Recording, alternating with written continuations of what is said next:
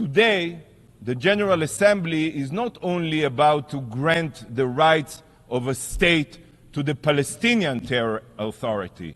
Today you are also about to grant privileges and rights to the future terror state of Hamas. You have opened up the United Nations to modern-day Nazis, to genocidal jihadists committed to establishing an Islamic State across Israel and the region, murdering every Jewish man, woman, and child. It makes me sick. Sick. In the years to come, you will have to explain how, in opposition to all morality and the UN Charter, you did everything to give a state to a group of mass murderers, to the Hitlers of our times. So here it is. I present to you the future outcome of today's vote. This is the outcome of your vote. Soon to be President Yihya Sinwar, President Tyrant of the state of Hamas, sponsored by the UN, by the way. And he owes his deepest gratitude to you, the General Assembly. When Hamas rises to power, the Palestinian representative who just spoke here, you know what will happen to him. He will be recalled. And if he returns, he will likely be thrown off a rooftop by Hamas, just as the Palestinian Authority representatives were when Hamas took over Gaza back in 2006-07. And in his place, this body will welcome a Hamas representative to its ranks, a terrorist diplomat whose stated goal is Jewish genocide, just like his Iranian counterpart here. With this new precedent, we may see here representatives of ISIS or Boko Haram that will sit among us. You know what? This will be fitting for the new moral standard being set here today, giving the rights of a state to an entity that is already partially controlled by terrorists and will be replaced by a force of child-murdering Hamas rapists. Unbelievable. Truly unbelievable. What you are carrying out today is reminiscent of how the powers of Europe capitulated to Hitler in the Munich Agreement. The UN is targeting the law-abiding democracy of Israel while appeasing the Nazi jihadist forces of Hamas and Iran.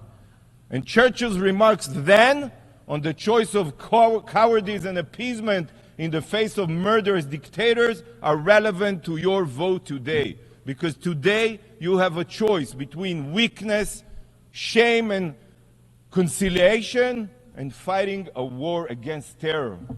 And sadly, you will choose weakness, but you will receive in return not only shame, but war in the future as well. Bravo. Colleagues, today another travesty is being committed here by the General Assembly, an unforgivable act, the destruction of the United Nations Charter. The UN Charter, the sacred document which serves as the foundation of everything we are supposed to do here, is being trampled upon. It is being thrown out the window. You are spitting on the very values that were formulated to bind this organization. With today's destructive resolution, you are circumventing the Security Council, ignoring its decision, and violating the norms this organization has abided by. The Charter was drafted for a reason, but most of you care nothing for the qualifications it outlines. So let me remind you what the Charter says about admitting new UN membership.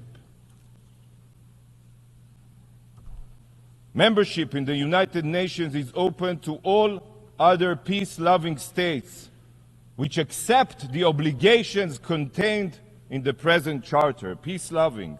Number two, the admission of any such state to membership in the United Nations will be affected by a decision of the General Assembly upon the recommendation of the Security Council. With today's vote, you are not only bypassing the Security Council in violation of the Charter, but you are bastardizing the meaning of peace-loving. You know that the Palestinians are the exact opposite of peace-loving. You know this. Since they rejected the UN partition plan in 1947, they rejected it. They have only tried to destroy Israel time and again. They are terror-loving, not peace-loving. They are anything but peace-loving. The Palestinian Authority pays lifelong salaries to terrorists. It's in their budget. They teach martyrdom and jihad in their classrooms. They glorify death and murder. The Palestinians indoctrinate their children to murder Israelis and commit terror attacks. And then, when Israel defends herself, the Palestinian representative comes here, stands here, shedding his crocodile tears, as if he did not send all of them to commit suicide or terror attacks. Not a single Palestinian leader, not even one, has condemned the October 7th massacre. He calls the Hamas his brothers.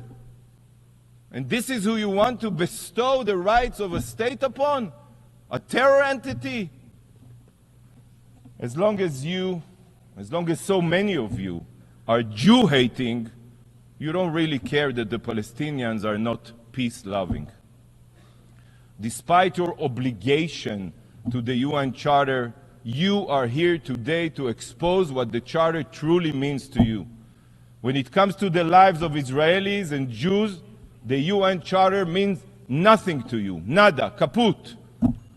By ignoring the Charter and granting the Palestinians the privileges of a member state, you are proving that morality is just a slogan for you, while politics and interest prevail. To you, the UN Charter is just a meaningless document, and the vote today will prove that. You know what you're doing today? Today you are gutting the Charter, and you are doing it in the wake of the most brutal massacre of my people since the Holocaust, on the ashes of the October 7th massacre. Why? This day will go down in infamy. The UN, an organization that was established in the aftermath of the systematic murder of 6 million Jews, pays no heed to its founding charter and is advancing another genocidal regime that threatens the existence of the Jewish people. And I want the entire world to remember this moment, to remember this immoral act. So today, I will hold up a mirror for you. A mirror.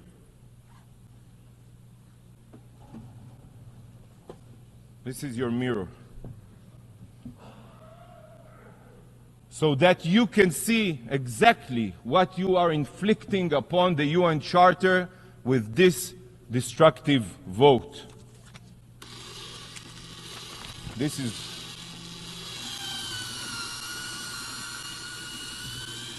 you are shredding the UN Charter with your own hands.